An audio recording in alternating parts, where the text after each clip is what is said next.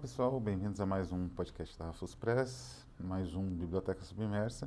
E hoje teremos aí a inclusão na nossa biblioteca, né,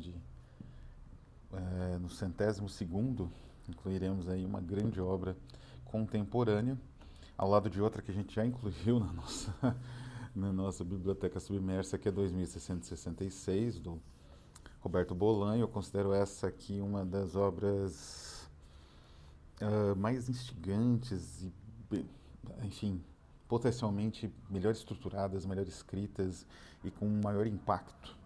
Uma ampla faixa, né, da cultura que vai de críticos como Harold Bloom até adaptação cinematográfica, né, que é Blood Meridian, de Cormac McCarthy. Menciono, né, no título a experiência de leitura dessa obra, que é de fato uma experiência, né? Antes, algumas informações de Wikipedia. Antes da gente entrar, eu pretendo conversar sobre alguns tópicos bem específicos dessa obra. Pretendo tocar então em alguns aspectos mais específicos da obra, mas antes, os mais gerais, né, de Wikipedia. O título é Blood Meridian.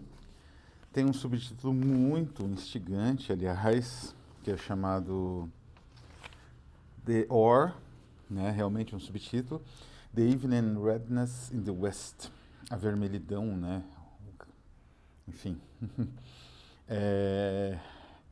o noturno, né, digamos assim, o entardecer avermelhado no oeste. É uma tradução bem literal nesse caso, né? O livro foi publicado em 85 pela Random House. Ele foi resultado, vem o agradecimento aqui, como uma tese de doutorado. Ele foi resultado de uma bolsa, né, de algumas instituições, a Lyndhurst Foundation, John Simon Guggenheim Memorial Foundation e a MacArthur, John D. and Catherine T. MacArthur Foundation. Ele teve apoio, então, de 3 instituições para montar. E é sabido que ele terminou os dias dele, né, ele morou boa parte da vida dele em Santa Fé. Ele, eu acho que é do Tennessee, igual o protagonista, aliás. E ele mudou para El Paso, no Texas, e ele começou a fazer a trilha. Este livro aqui, ele é considerado por muitos um livro, assim, os detalhes descritivos que você tem aqui de roupa, de arma, da maneira como a arma é usada, enfim, esses detalhes eles são muito precisos e são oriundos de uma pesquisa histórica muito densa, muito sistemática, né? Ele teve uma bolsa para fazer isso. E depois, Albert Erskine, que é o editor, né, da Random House, que publicou o livro. Aí vem 3 citações do Paul Valéry e uma do Jacob Böhme. Enfim. E uma terceira é uma notícia que são 82 a respeito de um fóssil que tinha sinais de escalpelamento.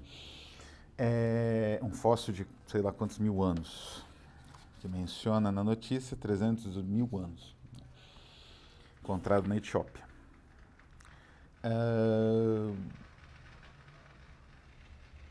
Um pouco de exercício hoje.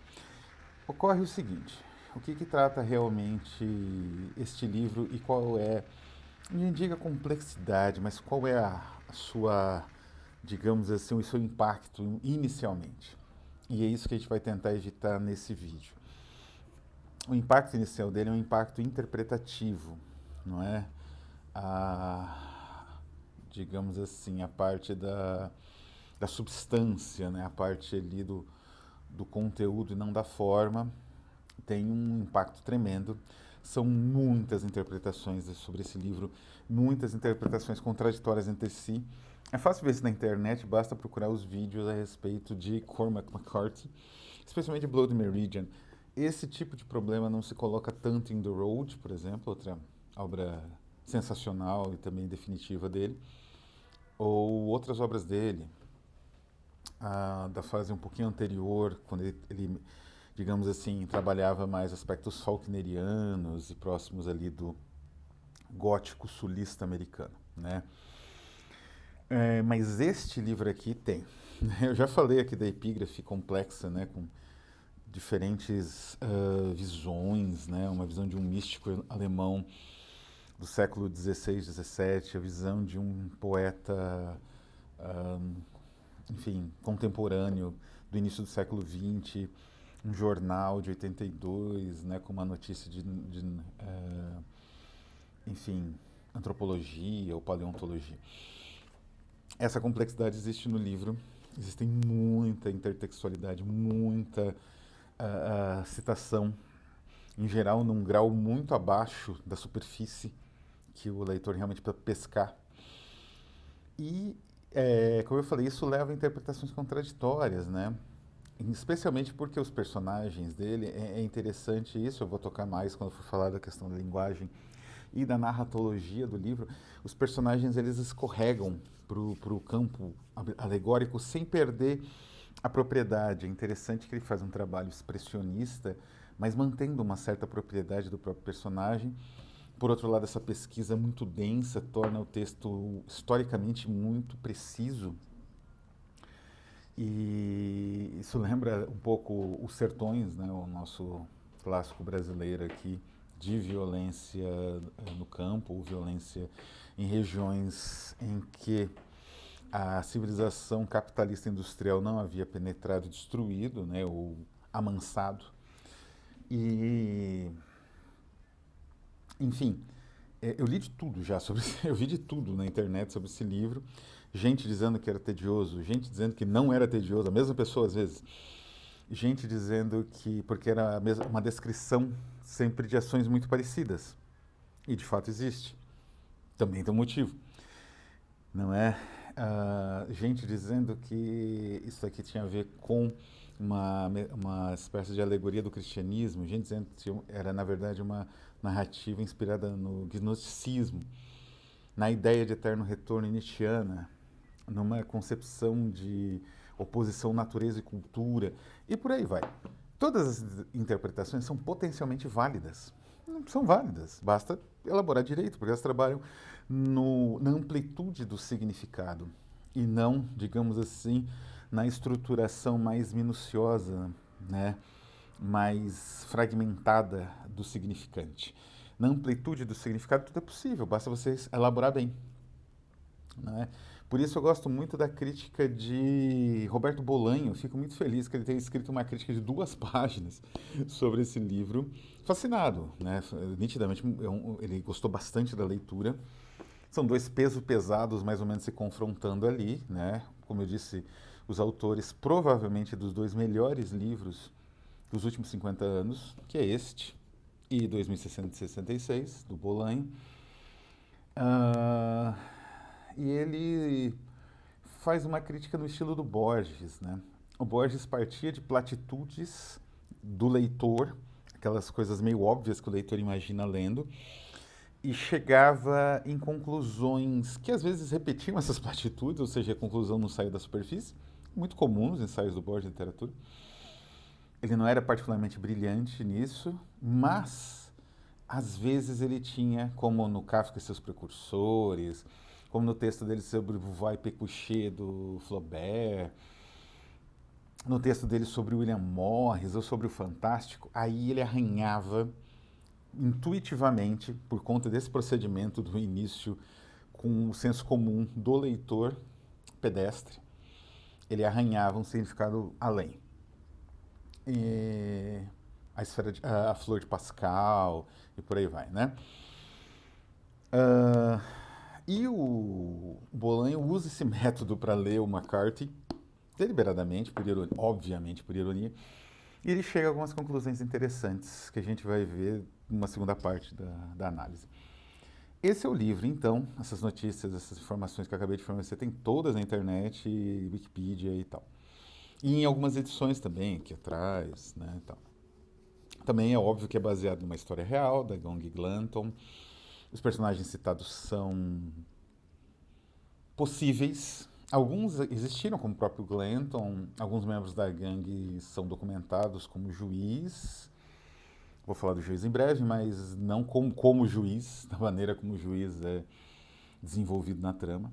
Ele existe na trama, né, que inspirou o livro, de um sobrevivente também da gangue Glanton, né, que eu acho que se deixou ela bem antes, tal, não tem o lance rocambolesco que existe no final do livro, né, para a sobrevivência do The Kid, que é o protagonista. Mas vamos então falar do livro em si. Como eu disse, eu vou tratar de aspectos mais relacionados ao significante. Não existe nada mais próximo do significante ali no limite de onde o livro deixa de ser livro do que a palavra, do que o texto, né? A linguagem. Eu li em inglês, não por, sei lá, arrogância burra, mas porque eu queria experimentar, ter essa experiência de ler este livro, particularmente em inglês, e outros do autor, aliás. Eu já tinha lido The Road em inglês. Ele tem um estilo, digamos assim, uma elaboração da língua inglesa muito própria, muito instigante, muito rica. Não sei como ficou a tradução, não tenho nenhuma ideia. Eu sei que deve ter sido uma tarefa nada fácil, né? Por exemplo, o personagem do Beth Cat, que tem uma colar de orelhas, né? Ele é chamado aqui de Van Diemenlander, que é de Van Diemenland, que até eu achava que era a música de U2, mas é como se chamava a Tasmânia, né? Então ele é do país de Gales, viveu um tempo na Oceania, matando aborígenes, e depois foi ocupar esse trampo de matar nativos, né, nos recém-fundados Estados Unidos. E como traduzir esse nome? É uma coisa até simples, né? Quase vocabular, quase ortográfico, assim, de léxico, né? Van Diemenland. Mas como traduzir isso em português, né? Fora que os próprios nomes, como eu disse, eles vão deslizando para a alegoria, mantendo, de certa forma, uma estrutura. Então, por exemplo, ainda dentro do léxico, o nome do Todd Vine é um personagem importantíssimo na narrativa. Ele é um bandido bastante perigoso, mas não tão depravado quanto seus companheiros, né? Ele se incomoda com o que vai acontecendo no livro. E o que vai acontecendo no livro? Bom, também não é segredo, como eu falei, se vocês acham na internet fácil. A gangue Glanton caça escalpos.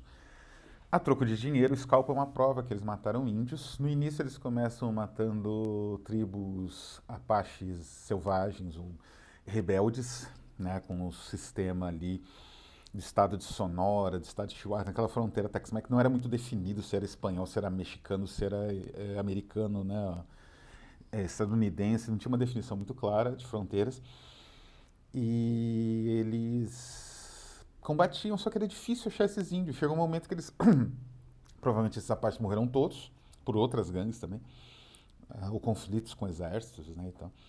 E eles começaram a atacar tribos aleatórias, cidadãos mexicanos, o exército mexicano mesmo, matar e tirar o escalpo para vender dessas pessoas, né? Tribos pacíficas. Então, essa é a Glanton Gang, né? É isso que acontece basicamente em quase todo o livro. E o que é, voltando ao Todd Vine, ele tem um nome estranhíssimo, mas ele tem até um pré-nome, e é um personagem provavelmente que existia até na gangue, Louis Todd Vine, né? Então isso daí é brilhante. O personagem ele vai deslizando para o campo alegórico, até o fim dele é alegórico, né? No final ele tem um destino diferente da maioria dos personagens, né?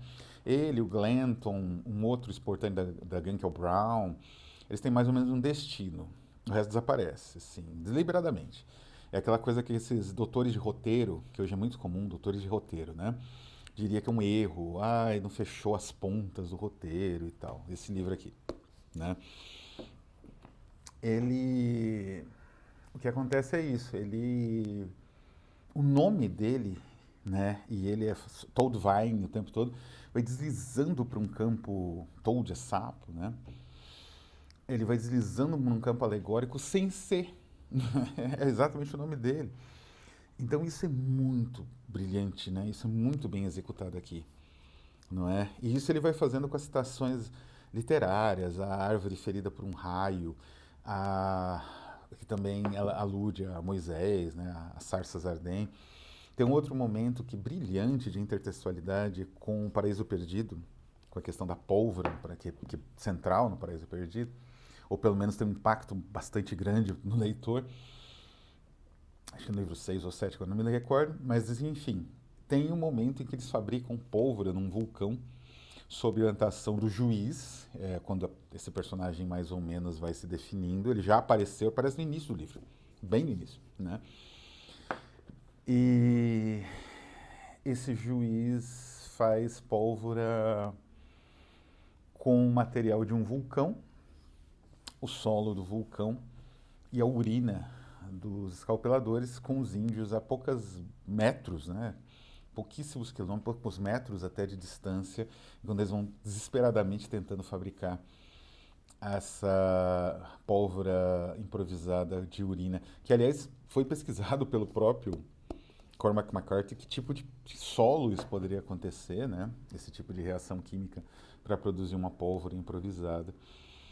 E de novo, né, você tem algo que é extremamente realista, até os componentes que ele menciona aqui funcionariam para fazer uma pólvora improvisada, e desliza para uma intertextualidade gigantesca de um dos maiores, digamos assim, das mais importantes obras escritas em língua inglesa, que é Paraíso Perdido.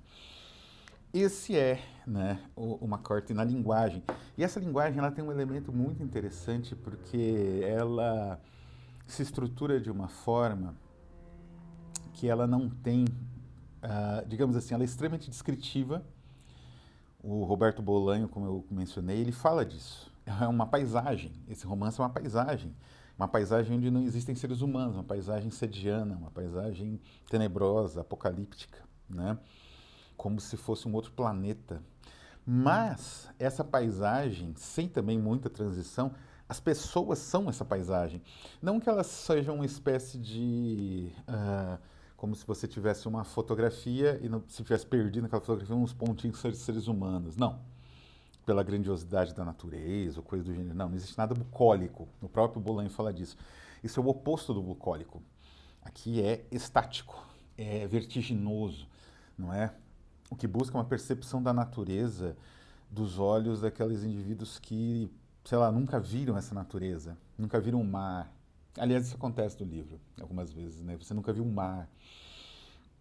Então, o choque daquilo é grande, né? Claro, nossa mente vai processando, mas aquele choque inicial, esse é o ponto na descrição que o McCarthy busca.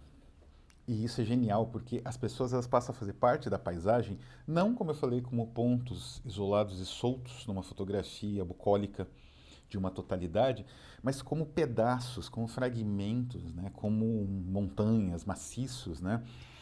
Então, de novo, né? É algo que é verdade, porque eram pessoas muito diferentes entre si, né? A gangue, às vezes, ela é muito uniforme, às vezes, cada elemento dela ganha um destaque, ganha uma diferenciação, né? O ex-padre, o ex-pastor, enfim, não sei como traduzir, que é o Tobin, que tem uma relação direta, né, com o protagonista, o The Kid.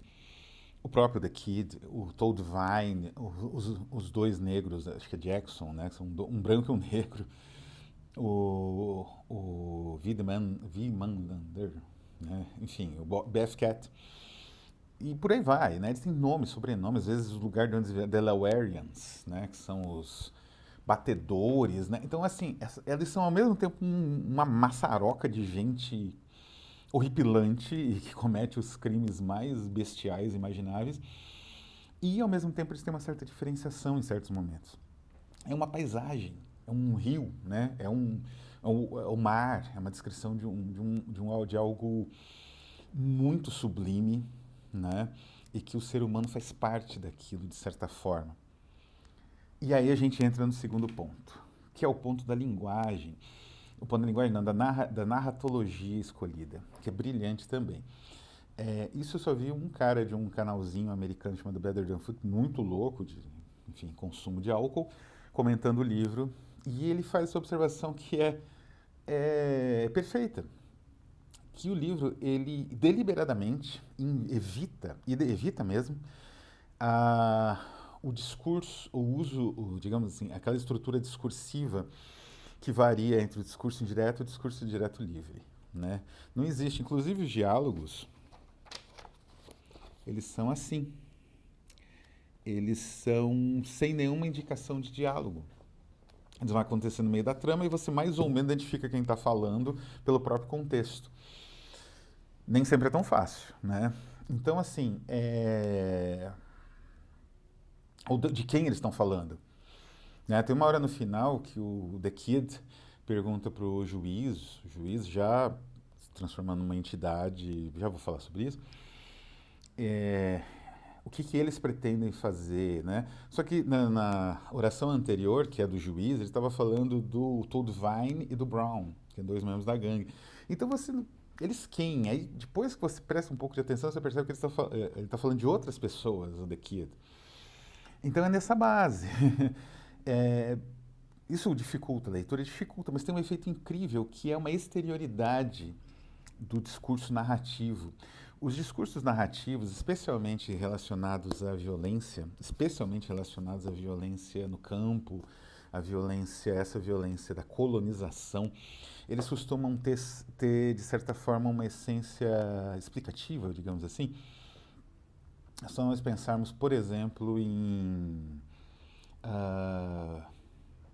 ou pelo menos eles têm uma dimensão meio interna, a não ser que seja um discurso de alguém para alguém, é uma opção, né? O Joseph Conrad faz essa opção no Coração das Trevas, e o Guimarães Rosa, que é no Grande Sertão Veredas, que se comunica muito com esse livro, aliás, tem a mesma dimensão, os dois, né? Também faz essa opção, que é um contar de alguém, do Riobaldo, para o seu compadre. O McCarthy, ele opta por um caminho próprio. Ele corta o discurso indireto, os discursos, né? A narrativa ela vai se dando, essa paisagem, né? Então os diálogos também. Então não existe essa interioridade que marcaria um discurso de justificativa possível. Até filmes políticos, né? Como a leitura do Diabo e o Bom Deus do Glauber Rocha, que é Deus e o Diabo na Terra do Sol, que também se passa num ambiente violento e precário do campo. Ele tem, de certa forma, um monólogo, não explicativo, mas justificativa, que é do Corisco, com os camponeses que ele encontra, né, que vão ali vivendo ali entre a loucura do messianismo e do banditismo social, que é o mesmíssimo tema do Diabo e o Bom Deus, do Sartre, né? Só que numa leitura mais política, e o Corisco faz essa leitura, né? O Sartre também faz uma leitura política, mas um pouco diferente. E por ser teatro, tem que ter, né? O cinema não precisaria, mas o Glauber Rocha faz questão de ter. E é um dos grandes momentos do filme. É como se o McCarthy ele tivesse excluído essa possibilidade. Não existe esse tipo de diálogo, não existe uma justificativa, não é? Os personagens trocam, a não ser o juiz, eles falam pouquíssimo, não é? Então eles não têm uma justificativa. É o universo que eles vivem e que eles se movem é que ganha essa dimensão imensa, né? É um universo de violência, um universo de horror, não é?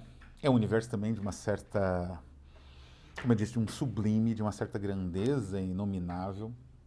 Então isso é sensacional. A exclusão desse discurso indireto livre ou desse discurso indireto, torna a possibilidade da violência ser aos poucos dessensibilizada. Porque esse livro é muito violento, mas muito mesmo, não é? Contudo, depois de um certo tempo, o próprio Harold Bloom, que elogiava muito, né, ele falou que era difícil ler o livro, né, porque era muito violento. Ele tentou várias vezes, né, acho que na terceira vez ele conseguiu. E compensou, evidentemente, não é?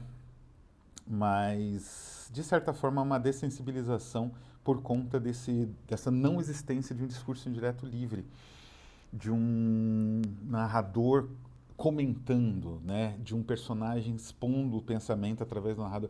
Isso não existe, né? É tudo muito direto, é tudo muito... o impacto é imediato, né? É algo, não sei exatamente, nunca vi ninguém fazer essa aproximação, mas é algo que você encontra no Junger. Ernest Junger, acho que foi o primeiro a trabalhar nisso, porque um pouco como o próprio McCarthy ou como o Bolanho, ele era bastante cínico, então ele ficava, por exemplo, descrevendo as diferenças, quase poeticamente, diferentes dos ruídos das artilharias que caíam em cima da cabeça dele e dos companheiros dele no front, né? É, pode ser que o McCarthy tenha lido, como, aliás, o Bolanho leu, e era muito influenciado pelo Jung. E aí, esse impacto que a linguagem causa, né, nos leva à terceira formulação importante, que são os personagens. Como eu disse, eles são únicos, porque não existe uma hesitação constante, nunca resolvida, entre o alegórico, muitas vezes beirando ali o sobrenatural, aqueles elementos que nós temos no Guimarães Rosa e que são deliberadamente sobrenaturais em alguns casos. O Guimarães Rosa também às vezes deixa ambíguo em alguns contos, e no próprio Grande Sertão Veredas tem um pouco disso. Como eu falei, o Grande Sertão é uma obra gigantesca, né? E é uma das que realmente dialoga com essa. Né? As duas têm muito em comum. E aqui também existe uma hesitação, como eu disse até o nome, né? Beth Cat, Toadvine, e por aí vai, né? Os personagens têm nomes, às vezes assim, quando aparece, por exemplo, The Fool, não sei nem como traduziram, talvez o louco,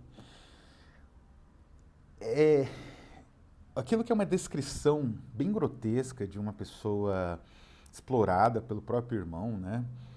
Aquilo vai se tornando tão alegórico, tão simbólico, que ele se torna quase uma carta de tarô, ele se torna quase que um elemento místico ali, quando vai chegando no final, e ele é adotado, mais ou menos adotado pelo The Judge, que é o juiz Holden, né, o grande personagem do livro. Não é o único grande, eu acredito que o Glanton seja um personagem muito interessante, muito mais complexo seria de se imaginar de um cara como ele, né? Um personagem que tem uma certa complexidade. Todos têm, aliás, uma preocupação com o próprio bando, né? E esse é o pecado do The Kid, né? No final. E com os colegas do bando, né? O próprio Glanton, né? Tenta sempre resgatar, principalmente os líderes, né? Do bando. E é muito interessante que o The Judge ele tem esse monte de ideia de formulações, né? É nos personagens que surge essa sobrecarga de interpretações do livro, que é mais ou menos esperado, que não é o próprio McCarthy acho que buscava, mas que acaba, de certa forma, o que é muito curioso, reduzindo o impacto real desses personagens, né? Porque, de certa forma, o juiz, ele é uma encarnação, né, de um princípio de organização da sociedade que é enganoso. E esse, mais ou menos, é a essência. Obviamente, como eu falei, tudo é possível, todo discurso é possível, estou elaborando o meu próprio para chegar a uma ideia possível de interpretação, de um caminho possível de interpretação desse livro, ou de, pelo menos, de discussão, não é? Que é justamente essa ideia do progresso. Né? Uma coisa que quase ninguém menciona, mas ele comenta aqui, é o extermínio dos búfalos. É quando, aliás, o The Kid mata um menino, né? Um menino de 14 anos, assim, que fica tirando ele, né? E ele acaba executando o moleque. Tenta matar ele também, né? Em legítima defesa ele se defende e mata. Mas ele fala aqui que foi um processo de industrialização, assim, para tirar essas manadas de animais imensas do meio das ferrovias, né? Isso já acontece mais no final, né? Passa 30 anos, 20 anos da morte do Glanton e da gangue, em 1870, 1880, né? Da gangue dos escalpeladores, né? E é um momento muito triste, né? Até quando ele encontra um caçador, assim. Ele descreve, né, como é que foi o processo de matança desses animais magníficos e enormes, né? Os búfalos. Extintos, realmente, dos Estados Unidos. E você vê nitidamente que a negociação que a civilização, digamos assim, materializa, e o juiz é um juiz, o Glanton é um capitão, né? É quase como se fosse um teatro, né? Um teatrinho. Então você tem pessoas que que se colocam em posições que não são exatamente como um teatro grotesco, né? O Glento nunca foi um capitão. O juiz é juiz do quê? Né? Eles iniciam em negociações entre si, que é a marca da civilização, a nossa capacidade de negociação, que não funcionam. E essas negociações, na verdade, induzem ou impulsionam contínuos processos de violência em ciclos, né? Digamos assim, os escalpeladores foram atraídos por contratos bastante lucrativos com as autoridades do estado de Sonora e Chihuahua. Quer dizer, eles não chegaram e invadiram o lugar, né? Para tomar depois a barcaça em Yuma, né? Que é o final da gangue, eles fazem um acordo com os indígenas de Yuma. Os próprios indígenas participam, né, desses acordos, muitas vezes que são péssimos para eles mesmos. Tem um momento do uísque que é muito interessante nesse ponto. E esses acordos, eles são uma farsa. Né? A civilização está sempre numa espécie de vértice de violência e horror, mas existe um aparente controle civilizacional que na verdade não existe, né? Na verdade ele é ilusório, e quando essa ilusão está próxima, né, de se, digamos, esgarçar, quando o niilismo ou a vontade de lucro, de domínio, aí sim, representado pelo juiz, que é as duas coisas, né? Ele tanto força da natureza quanto força de negociação. Ele salva o The Kid, ele, digamos assim, executa o The Kid depois, né? Mas ele salva o The Kid. Ele está, digamos assim, articulando todas as negociações com as autoridades, né? Ele instiga grupos contra religiosos, né? Então ele é uma força de negociação, uma força positivista, né? Iluminista, positivista, e ao mesmo tempo uma força quase demoníaca, porque esses dois lados eles vão meio que impulsionando, não é, a sobrevivência humana, né, entre a negociação e a violência para exterminar, né, e acabar com aquilo que foi negociado, com aquele acordo provisório, de fachada, etc. É um romance muito complexo, como eu disse. É aqueles narrativas que vale a pena você aprender o idioma. Existe ainda o espanhol, a questão do espanhol, que eu vou mencionar rapidinho, que eu acho importante, que eu não sei como ficou na tradução, na verdade, porque o próprio, nos estudos dele, de época, ele descobriu, né, o McCarthy, que o espanhol era muito falado, né, nessas comunidades do Tex-Mex, né, de fronteiriças ali do estado do Texas, do estado de Sonora, que hoje é do México, né, e subindo Nevada, Novo México e tal. E ele então aprendeu espanhol. Então ele usa muito espanhol. Você vê que às vezes é exatamente aquele espanhol de gringo, né? Mas é muito elaborado, muito estilizado. Eu não sei como ficou esses trechos na tradução. São importantíssimos no original. Então, assim, esse é um dos grandes livros que eu li no ano, acho que é o melhor. E um dos grandes livros aí dos últimos 50 anos. Vale a pena ler, vale a pena até aprender o idioma para lê-lo. Né? Vou ficando por aqui, então. Peço que ajudem aí a nosso trabalho, ajudem na campanha Mugler, que está aí no seu última chance, né? Aí com recompensas novas, conheço a campanha, e em breve teremos uma campanha de um clássico gótico também de língua espanhola. Um abraço a todos e até a próxima.